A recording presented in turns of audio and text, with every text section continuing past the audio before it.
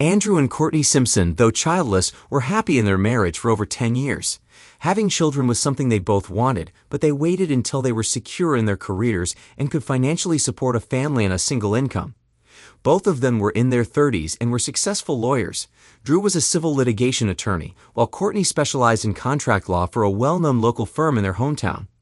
They finally reached a financial level that allowed them to attend their first national convention of the American Bar Association.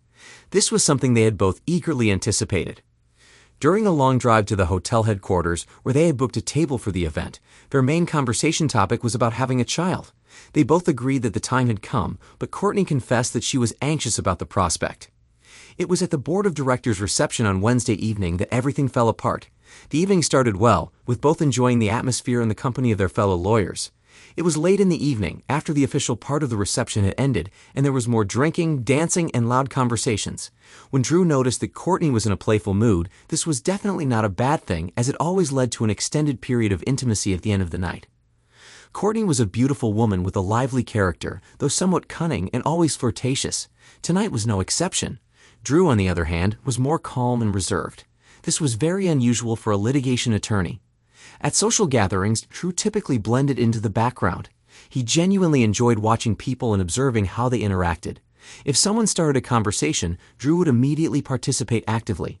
He simply rarely initiated conversations with people he didn't know. When his wife ordered her fourth mojito of the evening, Drew ran his hand along the inside of her stocking-clad thigh. He felt the warmth she radiated with his fingers. That evening, he had spent an excessive amount of time on the dance floor with numerous partners and eagerly anticipated returning to their hotel room.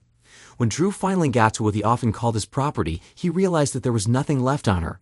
His eyes lit up when he met the dark green eyes of his wife. There was that smoky, sensual look in her eyes, and he was ready to be close with her right there in the club. She leaned forward, revealing a large part of her thigh and her ample chest. She let out a low, approving whisper and purr. "I want to have fun tonight, darling," without breaking eye contact. "I can see that. I feel it too, baby. Let's go to the room." "Look around, darling. We've never been to this city before. Do you see anyone familiar?" Drew reflexively looked around. "No, I don't think so." "Why?" "I want to have fun tonight." He was stunned. He undoubtedly understood what she was implying. But although deeply shocked and gravely hurt as an experienced trial lawyer, he instinctively knew not to reveal his true emotions. Drew couldn't imagine where this was coming from. The only potential warning sign he could point to was his wife's reluctance to have a child. Yet she had just agreed to do exactly that. "I understand. But what about our relationship?" She ignored his question. She knew how to interrogate witnesses and understood the importance of not letting the opponent distract her. She sighed and held his hand firmly. "I've been a good wife. In the 15 years we've been together, have you ever had even the slightest doubt about my love and complete devotion to you? Since we became exclusive in our first year, name one time, one instance, just one. I know I flirt, but have you ever doubted me when you saw me doing it?" One might think she had just made the simplest rookie mistake a lawyer could make, asking a question to which she didn't know the answer. But in truth, there was no mistake because she already knew the answer. "No, there weren't. I never had any doubts about your commitment to our relationship until 30 seconds ago. Why now?" He resigned himself to the inevitable. It was surprising how quiet she seemed in the middle of a nightclub with flashing lights, loud music pounding through their chests, and a DJ surrounded by over 200 cheerful lawyers. Amidst all this, they spoke in normal voices but didn't miss a single word from each other. "I told you I'm ready to have a baby. I just want this weekend for myself. I deserve it. And on Monday, I'll throw away my birth control pills for our future." She pushed his hand away, leaned back in her chair, and crossed her arms over her chest, emphasizing her ample cleavage and signaling that the conversation was over. "I understand. Have you already chosen someone?" He, of course, already knew the answer to his question. "Yes," she replied quietly but firmly. "All right, one last question. What compensation are you willing to pay?" "What compensation? Don't play dumb with me. You're a contract lawyer. You know what compensation is. What are you offering for my consideration? What price are you willing to pay?" Now he was close to losing control. He was stunned at how quickly his life was falling apart. "Darling, the only price we're talking about here is your ego. I know that by doing this, I will hurt you, and I will spend the next 30 years making up for it. This has nothing to do with what we have. It's Wednesday evening and we don't have to leave until Saturday morning. I'll return to our hotel room on Friday evening and we can start working on having a baby. Everything will be fine." It was over. 15 years together, more than 10 years of marriage, the end of our family that will never be. No children's laughter, no birthday parties, no first days of school, graduations, brides, or grandchildren bouncing on our knees. She had just admitted to deliberately hurting her husband, premeditated harm, if you will, and she didn't even flinch. For some reason, it didn't matter to her. All right, I'm going to bed. I don't know when I'll see you. He turned and walked away without looking back. He heard her calling after him, but he no longer cared what she had to say. Well, that went better than I expected, Courtney thought to herself smugly. What was that? I don't know when I'll see you. She didn't think about it any longer and focused her attention on her target. She looked him in the eye and smiled seductively. She stood up and sidled over to him. She couldn't remember his name, but she remembered how he had pressed his warm body against her thigh when they had recently danced some provocative dances. The incredible truth was that until that very moment when she felt this man against her leg, she had never considered being unfaithful to Drew. She suddenly made a decision that would break her life, something she simply couldn't fathom. Drew didn't know how he managed to get back to the room. He vaguely remembered someone asking if he was okay while he was in the elevator, but his head was spinning and he was in mild shock from what had happened. Everything seemed so unreal. Just moments ago, he was fantasizing about the beautiful love he and Courtney would have, but in the next minute, his marriage was over. He wasn't sure how long he sat on the edge of the bed, staring at the wall, but eventually a plan formed. He knew what he had to do and forced himself to move forward. Home was only 3.5 hours away, but Drew knew he had a couple of days to get everything done. He realized that for Courtney, he wouldn't exist for the next 48 hours. He had enough time to do what needed to be done. He understood that the first thing he needed to do in the morning was report their joint credit cards as stolen. If he was lucky, some hotel maid would find the purse Courtney left in the room and take it without reporting it. Drew didn't plan to touch anything his former wife had left in the room. He also thought that if the hotel maid took the purse, it would give him at least until Tuesday. The actual divorce would be simple and clean. They lived in an immaculate state. No kids, no house, no shared property. They had always kept their finances separate and contributed equally to the expenses. They earned about the same amount of money, so the divorce was the easiest part. Starting over was significantly harder. Drew quickly packed his suitcase and was ready to walk out the door. He paused for a moment, considering whether to leave her a note, but then he changed his mind, stepped into the hallway, and headed towards the elevator. The sound of the automatic door closing echoed down the corridor, signaling that he was closing the door on his previous life. On the way to the lobby, a thought struck him and he stopped at the front desk to check if everything was in order. My wife is in the car. We have an emergency at home and we need to leave immediately. We left the keys in the room. He watched as the officious clerk pressed a couple of keys and he realized the cards were deactivated. He couldn't help but smile slightly as he walked outside, knowing how much trouble Courtney would face in a couple of days. 7 years later, Drew sat in a hotel restaurant, sipping iced tea, and waited for his food to arrive. The seminar had been really interesting, promising to be a valuable learning experience that would help him in his family law practice. He noticed that the date on the newspaper someone had left on the worn vinyl seat was almost 7 years to the day since his final divorce. Wow, time flies. At first, he didn't realize he had said it out loud and slightly embarrassed. He looked around to see if anyone had heard him. He hadn't thought about Courtney in a long time. Although his divorce was relatively simple, the experience made him realize how unfair the so-called no-fault system could be to the party that was wronged. Honestly, while the system existed because some people couldn't handle their own problems, behaving like children and trying to create chaos for the other party, it had to intervene and sort things out for them. These were the cases where the old axiom "nobody wins in a divorce" truly held true. In any case, it was the motivation Drew needed to switch his specialty to family law. The truth, as he discovered, was that most divorces nowadays happen simply because both parties had made up their minds.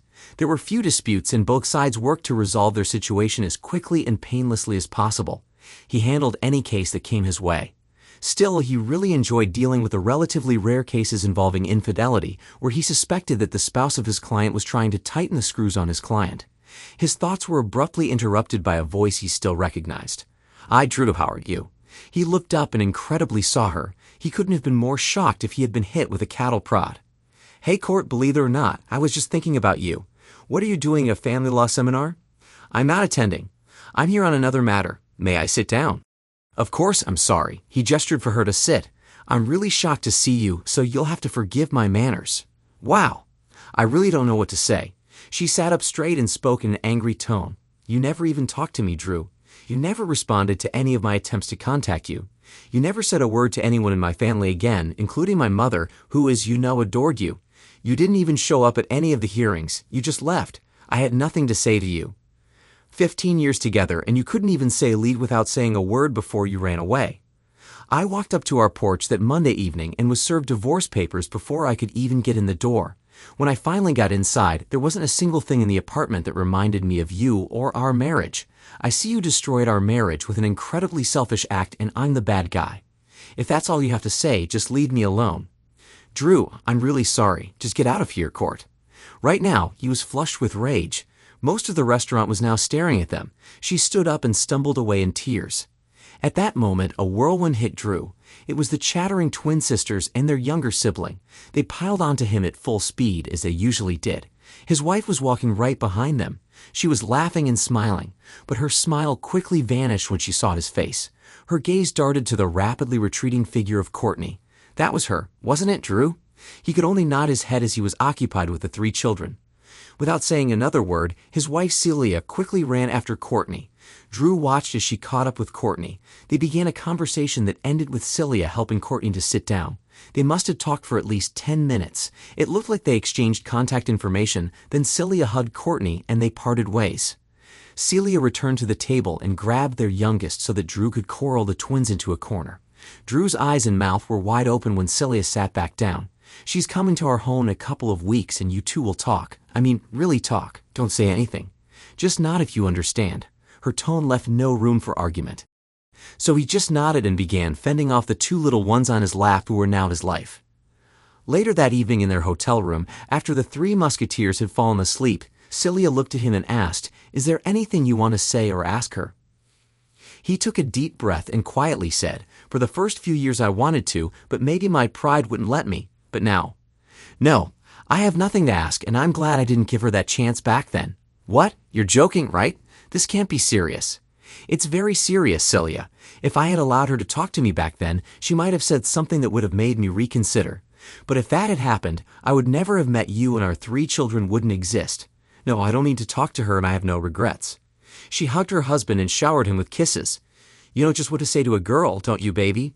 But that poor woman needs to talk to you. So the least you can do is sit and listen." "I will, but really what's the point? All she's going to say is how sorry she is. If I ask why, she'll say she doesn't really know, and so on and so forth. But I'll do it for you and maybe it will help her find some peace. But why should I care?" "Drew, be sweet right now. Maybe I can't pinpoint it for you, but wouldn't you have liked to yell at her for a few minutes after seeing her? Maybe that's what will close the past for you too. Maybe you're right, but even excluding you and the girls from the equation, I realized before I met you that my life was better without her. The divorce made me reassess my life and what was important to me. Oh sure, I went through the usual emotional turmoil that most people experience when a marriage fails, but that failure forced me to take a hard look at myself, something I would never have done if she hadn't acted so foolishly." Drew paused to think and catch his breath. They say that the greatest successes can come from our biggest failures, and I firmly believe that to be true in my case. I'm much happier practicing family law now than I ever was practicing civil law. Sometimes I feel like I'm truly helping people. I know I don't make as much money, don't drive a Beamer, and don't live in a lakefront condo, but I'm happier than I've ever been in my life. Now, what about her? Maybe you should ask her that question. "What's the point, Celia? I have no regrets about where I am right now." He paused and then continued in a voice just above a whisper. "Maybe it's not true. I do have one regret. I should have talked to her mother. She was really a sweet lady. I know she loved me and I liked her. Since both of my parents have long passed away, she was like a surrogate mother to me and I left without saying a word to her." Celia had nothing more to say. She had hoped that somehow meeting would be as good for Drew as it would be for Courtney, but now she had doubts. Was she imposing this on Drew? And would it only serve to dredge up a past he no longer cared about? But could she stop it? As it turned out, Celia didn't have to do anything. The meeting never happened. The night before Courtney was supposed to come to town, Celia's phone rang after midnight. At that time, she always dreaded answering phone calls, fearing bad news, but she reflexively answered. On the other end was a clearly upset woman. "Celia, this is Angela Jones, Courtney's mother. I need to speak with Andrew." The ringing phone had woken Drew and Celia handed him the receiver. "It's for you. Andrew, it's Angela. Courtney took her own life yesterday afternoon." This statement was followed by the sobs of someone in indescribable pain. "I'm so sorry, Mom. I don't know what to say. Oh God, this is my fault. Now Drew was crying too, but he had no words. Celia, who had heard everything, clung tightly to her husband and was now openly weeping, feeling that somehow she was partly to blame as well. Andrew, it's not your fault. She had many issues and she brought them upon herself. After the divorce, there were many things about her you didn't know. She left a sealed letter for you. I hid it from the police. No one knows about it except you and me. What do you want me to do with it, Andrew? Just keep it for now and let me think about it. Can you do that? Of course. Andrew, I need you to be with me. Can you come? I'll be there as soon as I can, Mom. I'm going to bring my whole family. I want you to meet them. I know you'll love them. I'll call you back tomorrow and we'll make a plan. Is someone with you right now? You shouldn't be alone. Yes, my friend Joyce is staying with me. I can't wait to meet your family. I'll talk to you tomorrow. And the call ended. Courtney's memorial service was held 7 days later on a cold but clear autumn day, and as promised, Drew and his family were there. Only a few people attended the service. Despite being a very competent lawyer, Courtney had no real friends. She was cremated and her ashes would be scattered in the park that she and Drew often visited when they were dating. Angela said it was the happiest time of Courtney's life. The loss of her daughter by her own hand was an almost unbearable burden for Angela. However, she quickly grew to love Celia and especially the three girls. By the end of the week, the girls were calling her Grammy Angie. Angela told Drew what happened to Courtney's life after he left. He was shocked by the revelations of risky behavior, substance abuse, and mental health issues that followed the divorce. She even explained why Courtney was in the same hotel as Drew. She had disappeared with two men she met at a nightclub and was gone for more than a week. When she returned, she had bruises on her body. According to Angela, this was not unusual. Courtney was also close to losing her partnership at work. He was astonished at how one bad, sudden decision had sent Courtney's life spiraling out of control. The night before Drew's family was to return home, he and Celia had a long conversation and came to some decisions. The next morning, Drew pulled Angela aside while Celia kept the girls occupied. Mom, we need to talk about a couple of things. First of all, Celia and I want you to move in with us. There's nothing keeping you here anymore. You don't have to decide right away, but we want you to seriously consider it.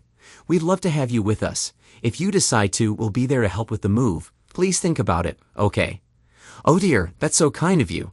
I promise I'll think it over carefully, but I'll miss her so much. She broke down again, and Drew held her as she tried to calm down. Once she was composed, he continued, we need to talk about the letter. I think the best thing we can do is take the letter and throw it unopened into that fireplace. That letter is for you, Andrew. I know, but I'm never going to read it. If you give it to me, I'll burn it. However, I want to give you the chance to keep it. I don't know about you, but I want my memories of Courtney to remain as they were before the divorce. Your memories should also be of that time. And I'm worried that if we read the letter, we'll remember her as she became after the divorce. I don't want anything to do with that damned letter. I'm giving it to you. If you decide to read it, the only thing I ask is that you never, and I mean never, mention anything about it to me. Angela was shocked by his response, but began to understand Andrew's reasoning. She desperately wanted to remember her daughter as she was before her actions broke her life. Maybe the letter contained sincere remorse and acknowledgement of how painful her decision was, but maybe it contained only more pain. Andrew had told her about his encounter with Courtney a few weeks ago. What if Courtney had only more anger and guilt to unload on Andrew? Courtney had not been in the best mental state, especially since she had faced Andrew. Angela was torn. Thanks to everyone who took the time to listen to today's stories. If you enjoyed it, please consider liking and subscribing if you haven't already. Feel free to share your thoughts on the events in the comments below. Take care.